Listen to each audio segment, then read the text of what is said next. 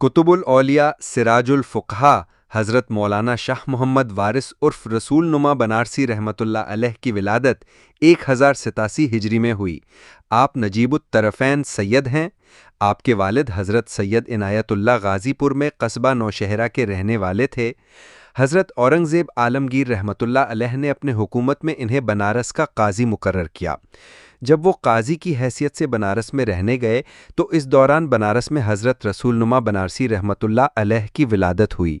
जब हज़रत रसूल नुमा बनारसी की विलादत हुई तो एक नजूमी ने इल्म नुजूम की रोशनी में बताया, इल्म फ़न और तसव्वुफ़ व रूहानियत की दुनिया में निहायत बुलंद अहवाल व मकामात का हामिल होगा। हज़रत रसूल नुमा एक अजीम आशिक़ रसूल थे। उनके जिस्म पर इश्क़ रसूल की अलामत भी थी। उनके सीधे हाथ की हथेली पर बारीक जिल्द के नीचे सब्ज़ लकीरों से मोहम्मद लिखा हुआ था, जिसको हर शख्स आसानी पढ़ लेता था। उनकी एक करामत ये भी थी कि उनके जिस्म से मुश्क की खुशबू आती थी। मुराक़बे के वक्त ख़ास तौर पर ऐसा होता था।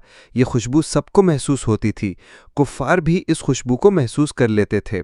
जिस पर आप अपना हाथ रख देते उसके बदन से भी खुशबू आने लगती थी।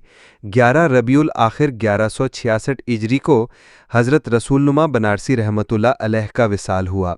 उनके विसाल के बाद लोगों ने एक बुज़ुर्ग को देखा कि अपने दोनों हाथों से ज़मीन को पकड़े हुए हैं और बहुत बेचैन हैं। इसी हालत में फरमाया कि ज़मीन में सख्त ज़लज़ला है। फिर कुछ देर बाद हाथ हटाया और फरमाया अल्हम्दुलिल्लाह। लोगों ने उनसे जब इसका सबब दरियाफ्त किया तो फरमाया ज़माने का कुतुब दुनिया से उठ गया था, जिसके सबब ज़मीन तहोबाला हो रही थी। फिर जब दूसरा कुतुब मुंतखब हुआ तब जाकर ज़मीन में करार पैदा हुआ। कोयला बाज़ार बनारस में आपका मज़ार मुबारक मर्जे खलाइक है, जहाँ कसरत के साथ बनारस के लोग हाज़िरी देते हैं और अपनी मुरादें पाते हैं। जुमेरात के रोज़ ख़ास तौर पर ज़ायरीन की कसरत होती है।